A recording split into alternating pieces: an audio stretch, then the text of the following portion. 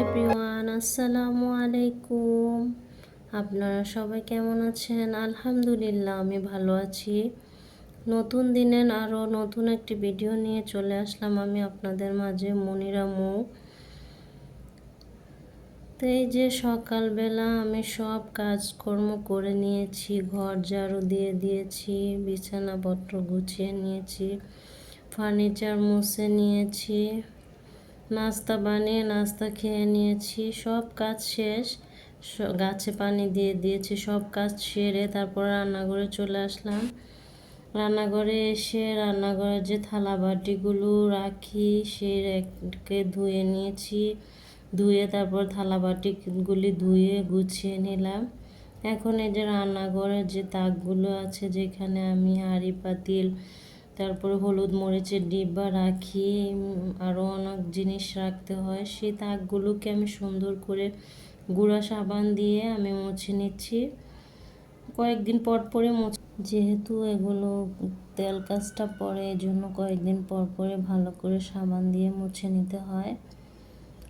তো এখন আমি এগুলি মুছে নিয়েছি, মুছে তারপরে আমার হলুদ মরিচের ডিব্বাগুলো, তারপরে কাচের যে জারগুলো আছে ওগুলোকে আমি ধুয়ে দিব। এই যে এখানে নামিয়ে নিয়েছি, এই যে আমি এখানে ধুয়ে ফেললাম। এগুলি ধুয়ে এখন জায়গায় গুছিয়ে রেখে দিব। এত গরম পড়ছে, গরমের মধ্যে খুবই কষ্ট হচ্ছিল কাজ করতে। সকালে সে ফজরের নামাজ পড়ে উঠে সব কাজকর্মগুলো করে নিয়েছিলাম, আর এত গরম পড়ছিল, খুবই খারাপ লাগছিল, শরীরে এত খারাপ লাগছিল যে বলে বোঝানো যাবে না। তো এই যে এখানে আমি আমার সব ডিব্বাগুলো গুছিয়ে নিচ্ছি একে একে।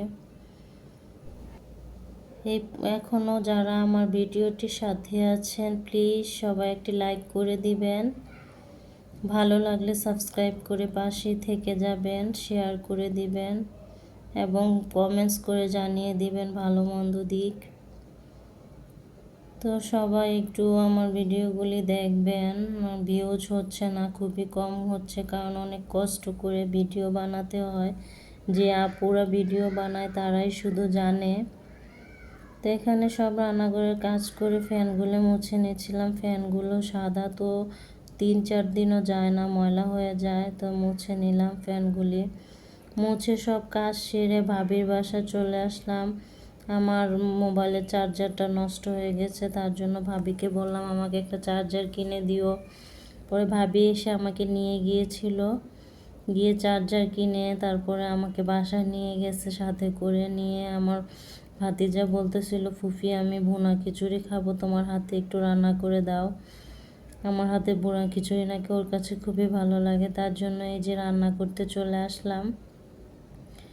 এই যে এখানে ভুনা খিচুড়ি রান্না করার জন্য তেল দিয়ে পেঁয়াজটাকে একটু ভেজে তারপরে দিয়ে দিয়েছি আদা বাটা, রসুন বাটা, হলুদের গুঁড়ো, মরিচের গুঁড়ো, তারপরে লবণ আর তেজপাতা, দারুচিনি, এলাচ দিয়ে ভালোভাবে আমি মশলাটাকে কষিয়ে তারপর চালটাকে ভেজে নিব, চাল আর ডালটাকে।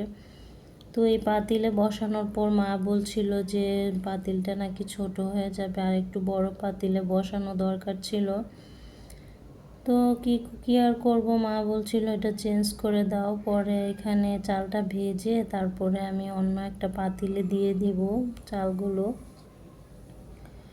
তা সবাই আমার ভিডিওটি দেখবেন।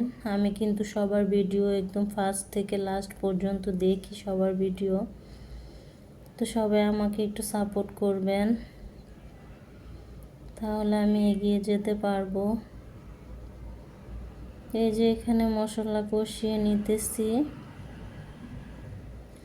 তো ঈদের সময় ঈদের দিন যে গরু মাংসটা রান্না করা হয় সেটা কিন্তু খুবই মজা হয়, সেটার মতো কিন্তু অন্য দিন রান্না করলে হয় না। তো আমরা রান্না করে তারপরে ফ্রিজে রেখে দিয়েছিলাম, আমিও রেখে দিয়েছিলাম, ভাবিও ফ্রিজে রেখে দিয়েছিল। তো আজকে আমরা ফ্রিজ থেকে 1 বক্স মাংস নামিয়ে নিব, আর এই যে ভুনা খিচুড়ি দিয়ে আমরা দুপুরে খাবারটা খেয়ে নেব। তো ঈদের সময় এসে বাবিদের বাসা 3 দিন থেকে গিয়েছিলাম, আবার বাসায় চলে গিয়েছিলাম কিন্তু একদিন পরে আবার আমাকে চলে আসতে হয়েছে, যেহেতু আমার ফোনটা বন্ধ হয়ে গিয়েছিল। চার্জারটা খুব জরুরি, তার জন্য আমি চার্জারটা কিনতে আবার আসলাম।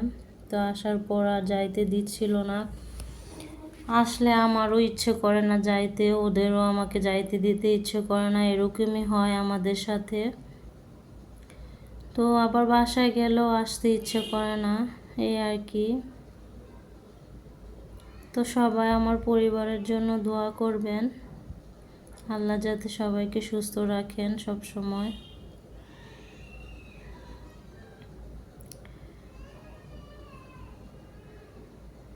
এত গরম কি আর বলবো, সবাই তো জানেন অনেক গরম পড়তেছে।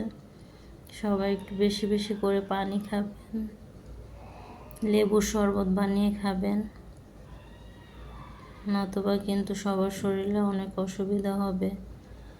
পানিটা খেলে শরীরে অনেক ভালো হবে আর কি। তো এই যে এখানে আমি মশলাটাকে কষিয়ে নিয়েছি, কষিয়ে তারপরে চালটাকে আমি একদম ভেজে ভাজা ভাজা করে নিয়েছি, করে এখন এই যে আমি পাতিলটাতে দিয়ে দিব। এখান দিয়ে ভাবিকে বলছিলাম, ভাবি একটু পাকা আম দিয়ে গুঁড়ো দুধ দিয়ে মাখিয়ে নাও, আমার কাছে খুবই মজা লাগে এভাবে খেতে। তো ভাবি আমাকে এভাবে গুঁড়ো দুধ দিয়ে মুড়ি আর আম দিয়ে আর হালকা অল্প একটু চিনি দিয়ে তারপরে মাখিয়ে দিয়েছিল। আর এখানে এই যে আমার খিচুড়ি হয়ে গিয়েছে, মানে বলক চলে আসছে আর কি। আর এই যে ভাবির রান্নাঘরটা অনেক বড়, কাজ করতে খুবই ভালো লাগে। কাজ করে অনেক শান্তি, 4-5 জনও রান্নাঘরে থাকা যায়, সব কিছু কাটাকুটা করা যায় রান্নাঘরে বসে, অনেক ভালো লাগে। রান্নাঘর একটু বড় হইলে কিন্তু খুবই শান্তি।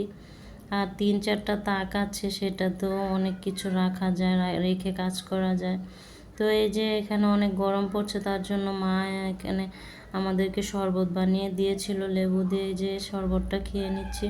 তো শরবত খেতে খেতে আজকে বিদায় নিচ্ছি, আবার দেখা হবে অন্য একটি নতুন ব্লগ নিয়ে। তো এই পর্যন্তই, ভালো থাকবেন সবাই, আল্লাহ হাফেজ, আসসালামু আলাইকুম।